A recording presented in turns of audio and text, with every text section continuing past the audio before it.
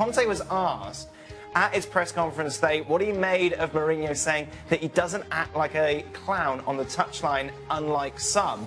And, well, people thought he was referring to Antonio Conte. So what he said, I think that he has to see himself in the past. Maybe he was speaking about himself in the past. Sometimes I think there is, I don't know the name, senile dementia, when you're a bit, then he taps his head, when you forget what you do in the past. By the way, Chelsea came out afterwards and said he didn't mean senile dementia, he meant amnesia. Jose Mourinho responded just now to that quote by saying, I don't need the Chelsea manager to say I made mistakes in the past and will in the future. What I will say is I will never be banned for match fixing. Oh, wow. Oops. Happy New Year, Jose Mourinho. Gab, just put this into context for us. Yeah, so what he's referring to, and by the way, Conte wasn't actually banned for match fixing. He was banned for failing to report an attempt at match fixing. Just to be clear and lawyerly on this, but it happened when he was at Siena in Serie B. They had already clinched promotion to Serie A, and one of his players allegedly says that, he said, all right, well, we don't have much to play for here, so let's just take it easy on them, because this match will probably end up a draw. That's what he's accused of saying, and he never reported it to the authorities. But it's obvious that these two are getting under each other's skin, and the 2017-18 Premier League season is turning into the year of managers behaving badly and rather like kids. Indeed. Mourinho take it too far? Well, we'll find out. I mean, surely, I would imagine, I don't know what the legal ramifications are going to be from Antonio Conte's side and Chelsea's side on this kind of remark. I mean, surely if there's nothing to hide from the Italians' point of view, then he has to go after the Manchester United manager for those kind of insinuations, surely. What I would say is that, in general, if you're a manager and now you're matched up with Jose Mourinho, the one thing that you don't want to do with him is go into the media with him, because in that arena, he is the best in the world. He manipulates the press conferences. He manipulates the information better than anybody else. And when it comes to a back and forth through the media, nobody better than Jose Mourinho. So if I'm Antonio Conte, I leave it. I leave it alone because I have nothing to gain from this. Stevie? If I'm a grown adult, I leave it. Never mind who it is or how good they are or how bad they are in the media. This is absolute child's play. And But who leaves it? Mourinho leaves it now, or Conte leaves it? Both of them. If somebody come in a press conference and accused you of match fixing, what would you do? No, I'm just telling you that both of them should keep their mouths shut. So you try to say, oh, well, if he says that, then you can come back and say that. But that horse is already bolted. It doesn't matter. Listen, it makes absolutely no difference. It does. These two managers have got enough on the plate with what's going on at the football clubs, with what's going on on the football field. Correct. To start insulting each other, and regardless of who starts it, they should know better, and they should keep the trap shut and get on with the game. You've now potentially gone beyond that, and are now calling into question professionalism and integrity. And I don't think if you are guilty, if you're innocent of any of these, you can stand by and say, I'm just going to let this go because somebody has allegedly or insinuated that I'm a match fixer. I agree that Jose Mourinho has crossed the line. Yeah. Yeah, he has crossed the line. Potentially. So Conte's not crossed the line? No. Gab, go on, Gab. No, I just want to say, look, hey, this match-fixing distinction, I just want to be clear here. He was banned for 8 months, subsequently reduced to 4 months, for failure to report match-fixing in his own team.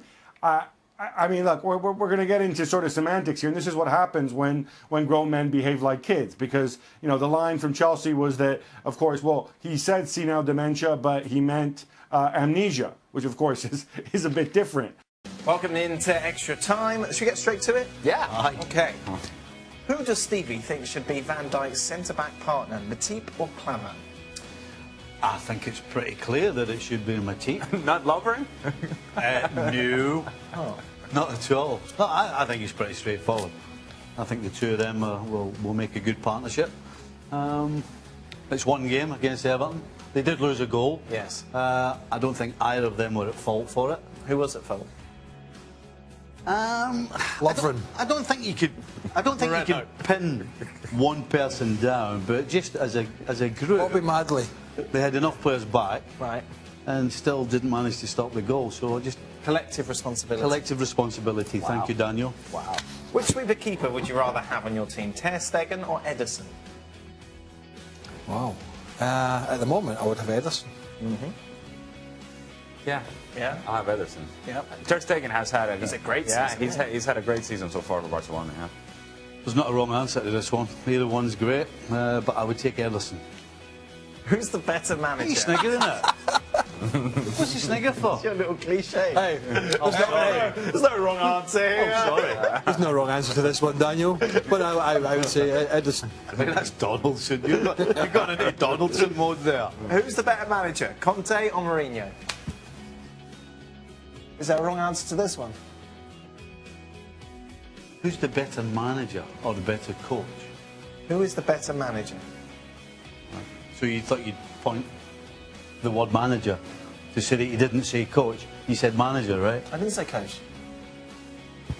I know, I just told you that. Where have we got the word coach from? Well, you were making a point. Why does this happen? He was making a point, pointing to the word manager. Well, because you said coach and How then many times I can you said say manager. point in Oh, 5 seconds? shut up. Do you want to answer the question or not? Yes. Please. We do. Who's the better?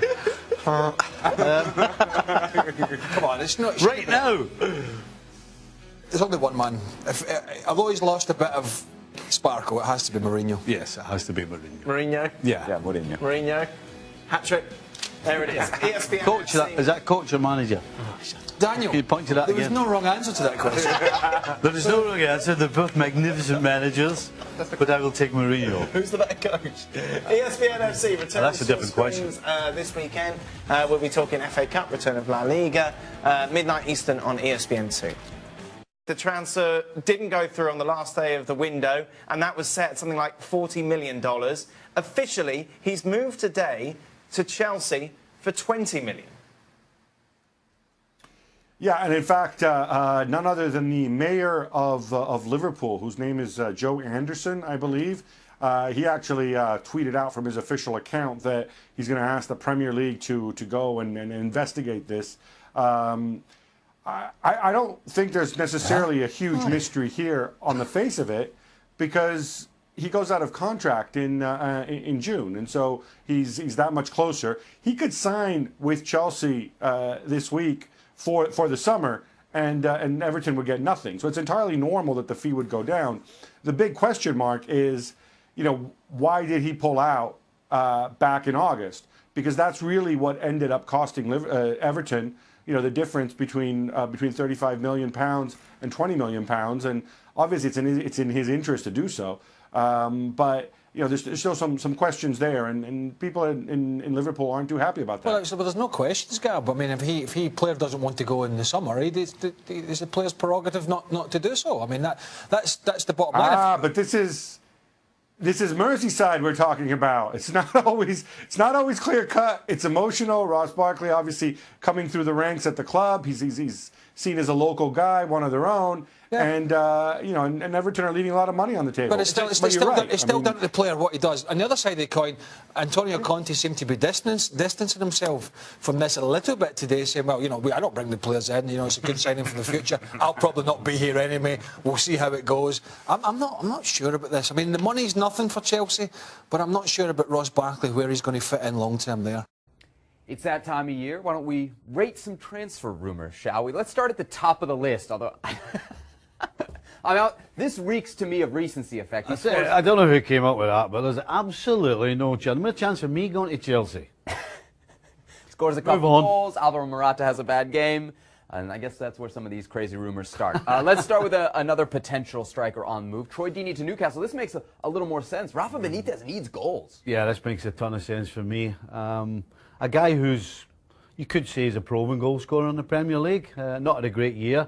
Something seems to have gone on with him and Silva for me. He's right out of the picture. But Newcastle, they need goals, and I think Troy Deeney would give them a good lift. Clearly, Rafa's not that keen on Gale. I don't think he's that keen on Mitrovic either. So for me, this would be a good idea and a good signing for Newcastle. Newcastle needed, averaging less than a goal a game so far this season. All right, here's a big one. Antonio Conte to leave Chelsea, a club that he included in his list of clubs that he's coached where he's running an austerity program.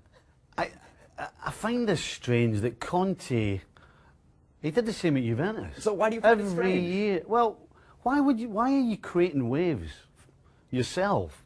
There are enough media and pundits and everything else to cause you problems. Why do you cause yourself problems?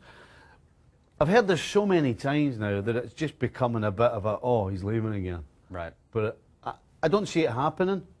This is a miss. This is an absolute miss. This is not happening. Heard it too many times before. No. One of the places he's been linked to PSG. All right, Riyad Mahrez, I know you've said you would like to see him at Liverpool. What about at Manchester United? How do you rate that rumor? Yeah, listen, Mahrez is a quality player. I said I'd like to see him at Liverpool if they got rid of Coutinho, or sorry, if they sold Coutinho.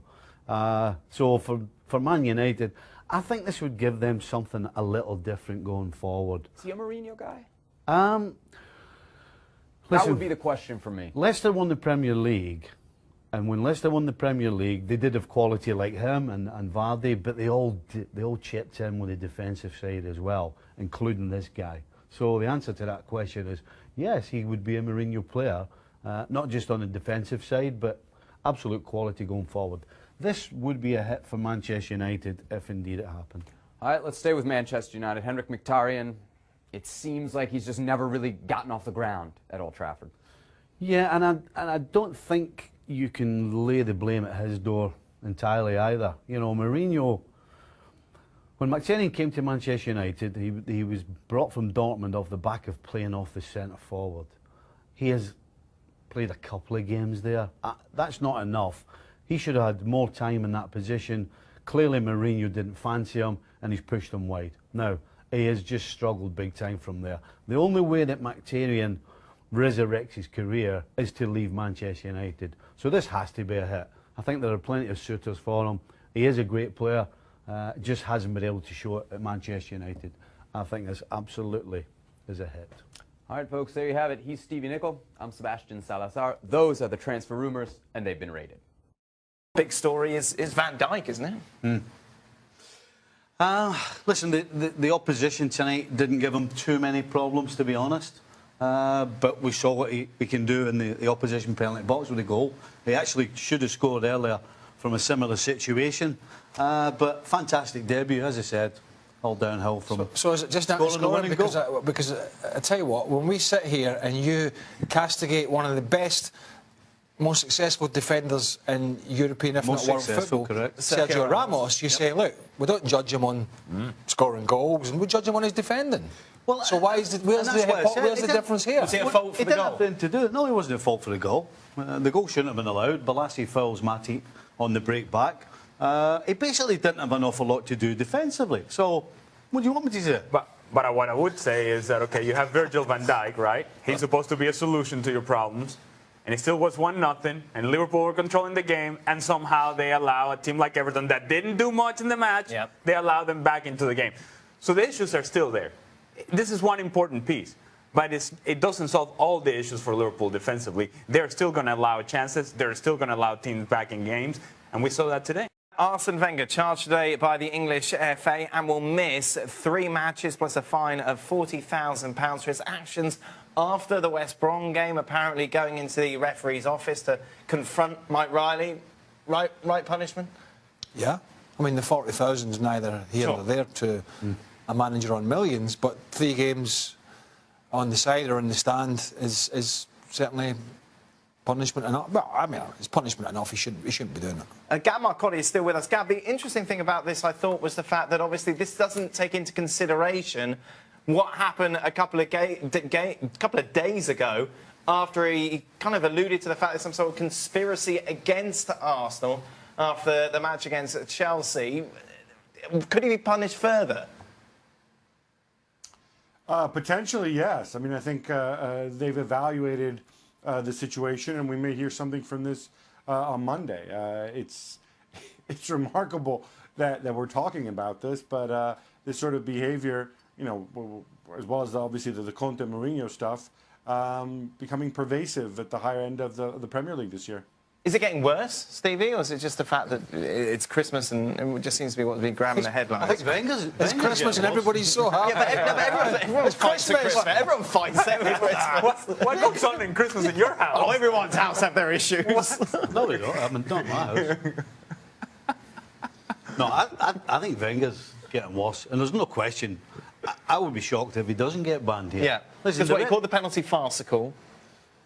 Yeah, and then he's alluding to a conspiracy. Referees are very touchy on this sort of thing because basically it's questioning them. Yeah, It's questioning. but they're right to be touchy about it, aren't they? Well, absolutely, and that's why I think he's going to get banned. But to think from Arsene Wenger's perspective that referees get together and say, hey guys, this is what we're going to do. Look, when we're playing, when you're doing a game, an Arsenal game, and there's a call to be made, and it can go against Arsenal, you make sure it goes against Arsenal. That's what we're going to do. Come on now. Why do they speak in such a high voice? Well, because see, this is the referees getting together. He's just not that good at deflecting, is he?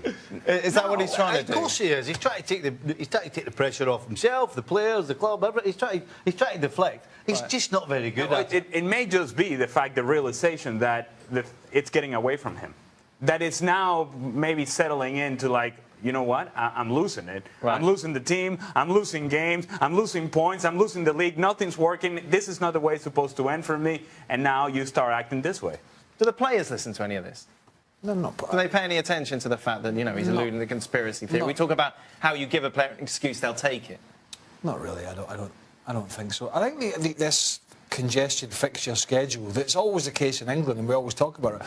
It's not only getting to the players, it's getting to the managers as well, because you're throwing all these games together, they're coming thick and fast, so they're seeing these mistakes, they're fresh in their memory. Well, some of them are not mistakes, but they're seeing what they perceive as something wrong against their team. And then within a couple of days, they're seeing something else, and there's no break away from it. Hell, there was even a story today in an English paper, one of the referees mapping out how far he travelled and all of the Christmas period to cover games and saying, how can you expect him to referee the game properly when he's done over 1,000 miles? I mean, they're all at it. Everybody's making an excuse here. How does that affect their refereeing? Travelling? Well, saying the referee, travelling tires him out when he can't keep up with play. I mean, it's just, honestly. You're feeding into the conspiracy here. There's a map of where the referee had gone, all the different grounds and miles. Mountains.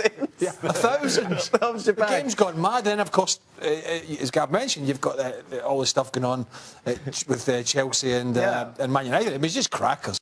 Emre Can moving from Liverpool to Juventus is maybe, Stevie, one of the worst kept secrets in global football. Sky Sport Italia confirming that apparently he's already been convinced by Juve for a deal come next summer when he will be a free agent. He started 15 of Liverpool's 22 games so far this season. How much do you think they'll miss him come next season? I think they'll definitely miss him. Fortunately for Liverpool, they have Keita coming in, who will go straight into the middle of the park for Can. And I think that plays into why Chan's leaving. He probably sees the writing on the wall. For Liverpool as a squad, I think it's a huge blow. Because for me, Can, ever since he came under Brendan Rodgers, has steadily got better and better. And I think he goes to Juventus and Sami Khedira steps off the field and Can steps straight in.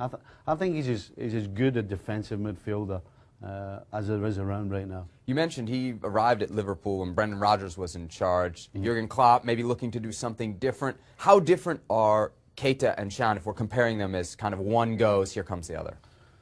Keita has far more pace. Keita's far more likely to put the ball in the back of the net. But he also can get around defensively and cover holes. So for me, no question, Keita starts above Can, but I don't think we should use that against Can. For me, this is unfortunate for Liverpool, but the writing was on the wall. You know, as soon as he decided not to sign a new contract, then everybody pretty much knew what the outcome was going to be.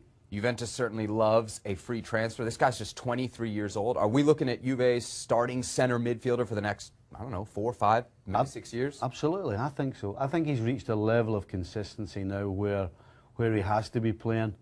Again, that's probably why he's leaving, because he sees his appearance is going to dwindle next season. But Juventus, for me, this is a fantastic deal for them. The timing's perfect. Khedira's coming to the end of his career. Can will slot straight in and do exactly the same job that Khedira's been doing. when we talk about the January window, there's always this kind of awkward potential for guys to be half in one place and half in another. You could see that happening over the second half of the season, half at Liverpool. Maybe his mind's already starting to think about Juventus. From the Liverpool perspective, does that bother you a little bit? Not at all, no. You don't worry about that? No, not at all. Players, that's not a thing that can change a player's output? If I'm going to put myself in Emre Can's position, the only thing I want to do for the next 6 months is play well to make sure I get a game when I go to Juventus. So, no, Emre Can's been a fantastic professional. He's been really consistent. I don't see that changing. No, I don't see this affecting him one iota. Well, it won't go down until the summer, but Emre Can to Juventus looks very much like a done deal. Ross Barkley to Chelsea is a done deal. Stevie, let's start with the price. £15 million for a guy that's 24 years old with all the talent that he has shown throughout his career so far. I know there's been injuries, and I know that there's only a year left on the deal, but that seems like nothing in today's world. No, it's absolutely nothing for a guy who has got so much potential, who has shown he has great ability and can produce something from nothing. Unfortunately, at Everton, he hasn't done it consistently. So for Chelsea, this is an absolute no-brainer. You know, they're involved in Champions League. They want to do better in the Premier League. You've got the FA Cup coming up. So, you know, to have a guy in your squad who you can bring on the field who's capable of turning a game for 15 million, no-brainer. I wonder what his role will be with Chelsea. What do you see it as? No question, coming off the bench. And then really after that, you're talking about a guy who, for me, could play in any of the forward positions, other than centre forward. You know, no question he can play in the middle. That's where he has tried to solidify himself. But he could play in one of the wider positions as well if asked. Let's focus on the Barkley side of this, because obviously the World Cup's coming up. He was on the England team in 2014. It's probably a long shot here for 2018. This move should help towards that end. But is it realistic for Barkley to be thinking World Cup right now? If Barkley's thinking about the World Cup, then he needs to get a shake. His priority has to be getting a game of football. You know, he hasn't played all season. Whether it's because of injury or whether Everton just weren't going to play him, his only thought should be getting on the field. Forget the World Cup or any of that nonsense. Get a game of football under your belt. That's what he should be concentrating on. Do you think Chelsea is the best place to do that? Because reports were that Spurs were interested as well. Between those two teams, is Chelsea the better bet for Barkley getting minutes? I think a football player will always go to the better side. I think Chelsea are the better side. And I think he may get more of an opportunity at Chelsea. I think Pochettino, for me, likes to keep things consistent. And that would mean that he wouldn't get that much time. I think he's got an opportunity at Chelsea to get game time. There it is. Ross Barkley, Everton to Chelsea, £15 million. PSG opens 2018 with a 9-point lead atop the French league, and yet not all is well in Paris. For more, we call on our PSG correspondent, Jonathan Johnson. Jonathan, what in the world is going on with Edinson Cavani and Javier Pastore? Because the duo have seemed to found themselves in hot water yet again with the club.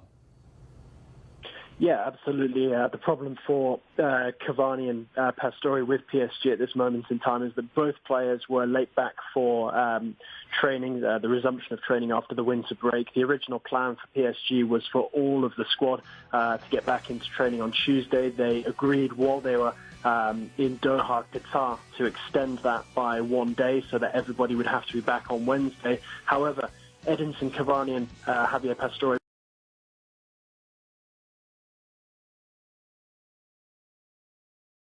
in time to get back to training with the rest of their teammates. Cavani is now back in Paris, as far as I understand. Pastore is not.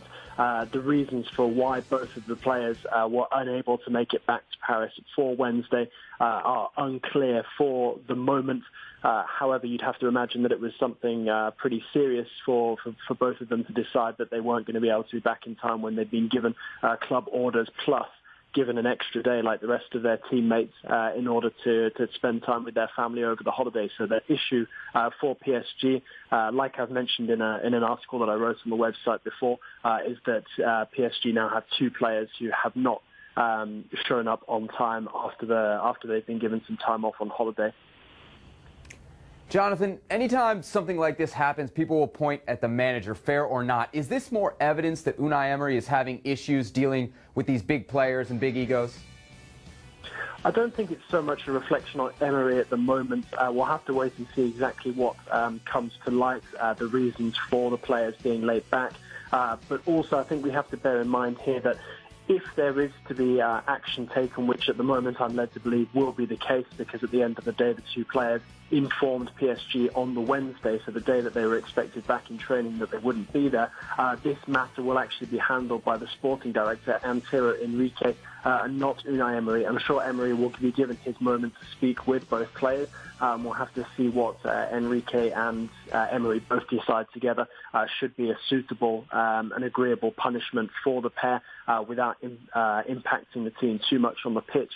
However, until those reasons for Cavani and Pastore not being back in Paris on time are clear, it's very difficult to say what sort of action PSG are going to take at this moment in time. And until those reasons are known, Emery is not really going to have so much of a say. So it's difficult to really assess his role in all of this and what it will say about him as a coach until we have all the facts, so to speak.